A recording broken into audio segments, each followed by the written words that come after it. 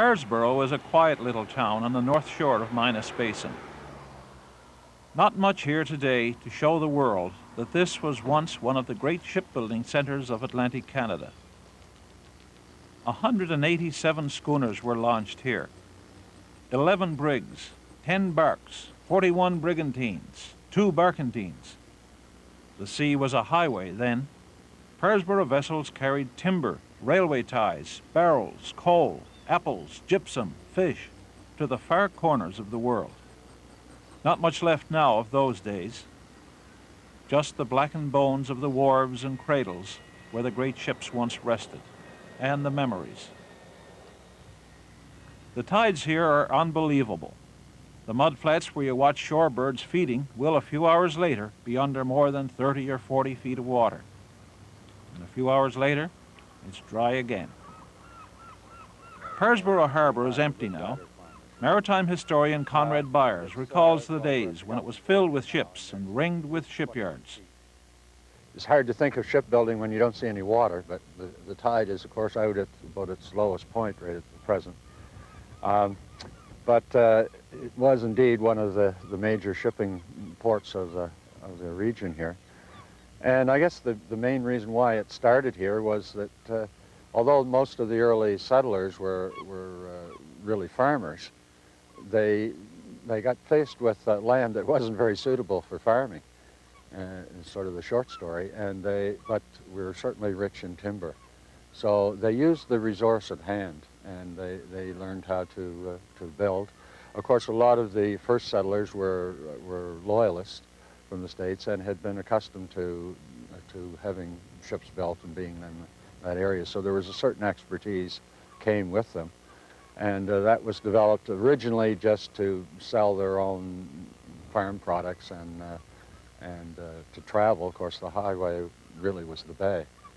And so they needed some form of transport.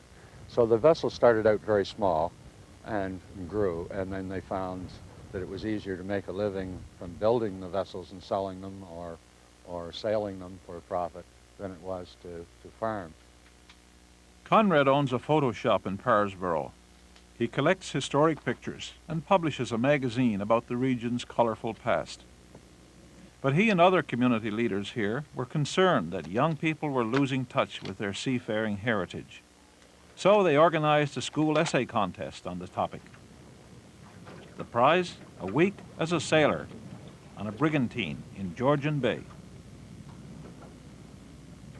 We are pleased to be part of this exciting The winner is 14-year-old Kirk Adams. An annual event. At this time, I'd like to present Kirk with his real ticket to Toronto. The mayor of Parrsboro makes it official.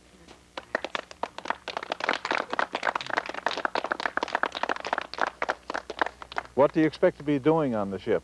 Oh, all the jobs from cooking to cleaning the ship, ship maintenance, hauling the sails in, swabbing the deck, doing all the jobs that a normal sailor would do.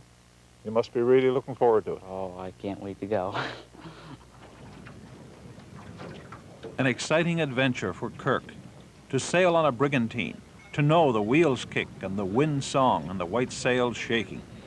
It's a way of life that's disappeared on this coast. All along this shore, the sea eats away at the remnants of the once bustling shipyards and wharves. This is Spencer's Island. It's empty now, but many a famous ship was built and launched here, among them the ghostly Mary Celeste. Stan Spicer is the local historian. This particular area, there were about 32 deep-water vessels built right here in Spencer's Island. The best known, of course, was the mystery ship, mystery vessel Mary Celeste, which was found off the Azores in 1872 without a soul on board, and it's never been established what really happened, although there are a number of good theories. The largest vessel ever built in Cumberland County was launched just a few yards from where we're standing now, the full-rig ship Glooskap of a little over 1,700 tons. Canada was ranked fourth largest ship-owning country in the world at one point in the early 1870s, and that was in large measure due to vessels that were built and owned in the Maritime provinces. It's well known that many Maritimers were against Confederation, and this was one of the reasons that so many of the people who were involved in the shipbuilding and ship-owning industry, they were looking seaward rather than looking toward the interior of Canada as we know it now. One of the main reasons for the shipbuilding boom of the last century was the abundance of tall, straight timber that grew close to the shore. Trees that the shipbuilders' adze and axe would turn into masts and ribs and knees and planking. This forest has been in Max Spicer's family for generations. His people have always been loggers and shipbuilders. Practically all the ships that were built along the Fundy shore were made of good Nova Scotia red spruce. And they were beautiful trees. Where we're standing here is very similar to what they logged in those days to make their ships. And you take that one there. That's a dandy. He's clear enough and tall enough so he'd make a pretty good mast. And he's nice and straight. They did a tremendous amount of work to get this timber. Somebody would come and look for days maybe to pick out one particular tree to make a mast or some particular special part of the boat. And they'd have a pretty good time in this stand right here because it's a nice stand of stuff, Dave. Tall timber, once the basis of a gigantic shipbuilding industry and a nautical way of life. On the other side of the bay, the people of Maitland have one final event to conclude their launch day. It's a symbolic reenactment of that glorious moment long ago when their ancestors launched one of Canada's greatest square riggers, the W.D. Lawrence.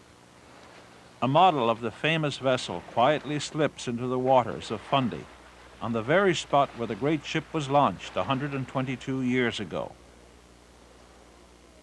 Launch Day is now a tradition, a time to dress up, to have fun, a time to remember, a tribute to the great ship and the people who built and sailed her.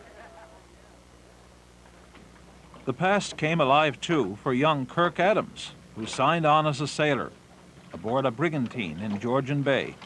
We found him on deck, learning the ropes. Great experience. We had a lot of fun with only teenagers on board, except the captain. I learned a lot up there. I learned sailor lingo and all that.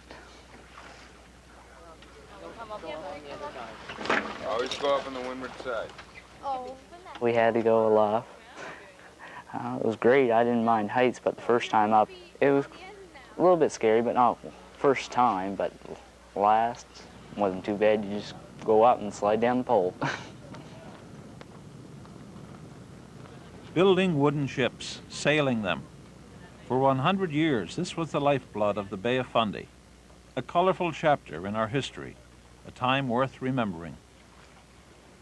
Definitely the golden age as far as, it's commonly referred, but it was golden in the sense that there was 100% employment, and there was a lot of hard work. They say the good old days, but there's a lot of bad about it too. But generally everyone worked, and there was a pride in your work, and you felt a purpose in working and living.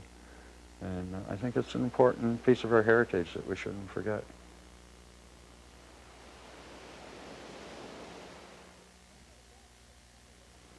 Next week on Land and Sea, into the Nova Scotia wilderness to solve a mystery.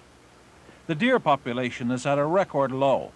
People argue that coyotes or clear-cutting or harsh winters are killing the deer, but no one knows for sure.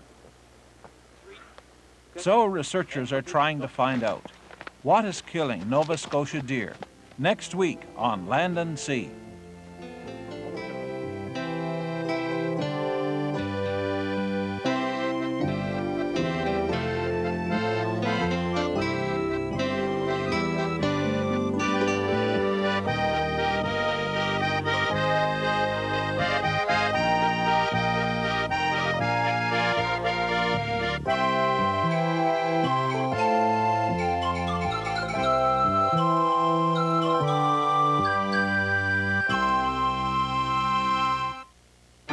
This is CBC.